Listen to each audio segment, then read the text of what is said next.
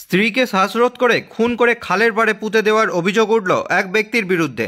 হাওড়ার বাগনানের রামচন্দ্রপুরের ঘটনা।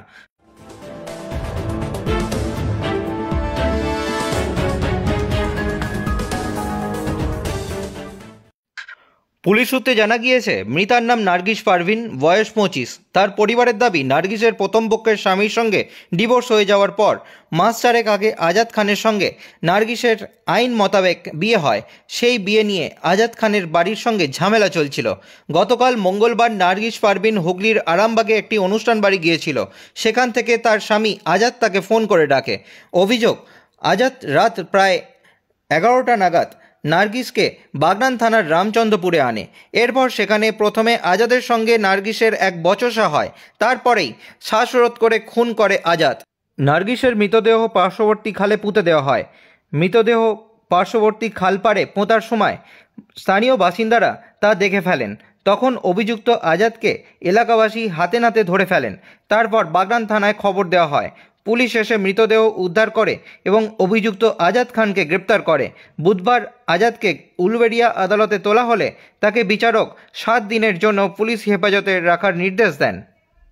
আমরা সঙ্গে সঙ্গে শুনেই ট্রাম ওখানেই পড়েছিল, সঙ্গে সঙ্গে শুনেই সাইকেল নিয়ে এখানে এসে দেখছি ছেলেটা এখান থেকে উঠে দেখছি কাদা ফাদা গোটা মেখে।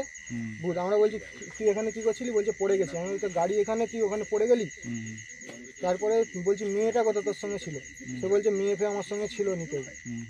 বলতে আমরা এরা ছেলেটাকে ধরেছিল,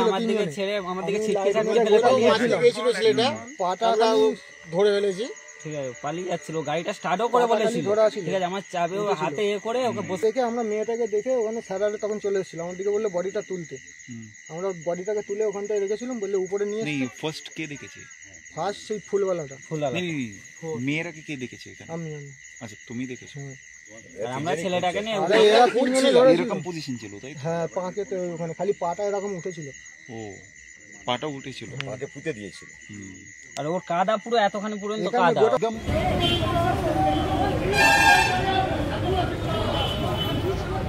মেয়ে দুজনে লুকিয়ে বিয়ে করে ফেলে 4 মাস আগে।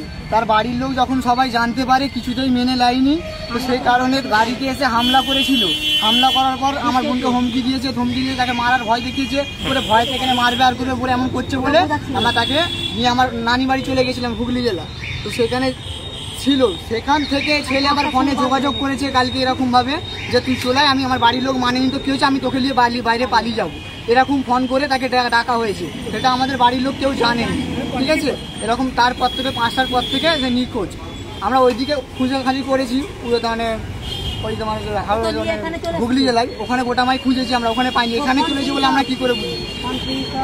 তো এইটা পুরো সম্পূর্ণ ওদের একটা প্ল্যান করে ওরা মেরেছে। তারপর ড্রাগ করিয়ে ওকে ওখানে কোথাও জায়গাটা রামচন্দ্রপুর যে বললো জায়গাটা, হ্যাঁ রামচন্দ্রপুর, ওখানে গিয়ে মারতেছিল। মারার পর একটা যে ফুলওয়ালা ছিল নাকি, সে দেখতে পেয়েছিল। দেখতে পাওয়ার পরে তাকেও মারার চেষ্টা করেছি, তাকেও জানে মারার চেষ্টা করেছে। সে ছটকে চলে গিয়ে ক্লাবে জানিয়েছে। জানানোর পরে তখন এসে দেখছে যে ওই মেয়ের পাকে পুঁতে দিয়ে উঠে এসছে। সেই মুহূর্তে ক্লাবের ছেলেরা যে ওখানে ধরে থানায় কল করে জানায়। আপনি মেয়ের কে হন? আমি মেয়ের ভাই হই। আপনার নাম?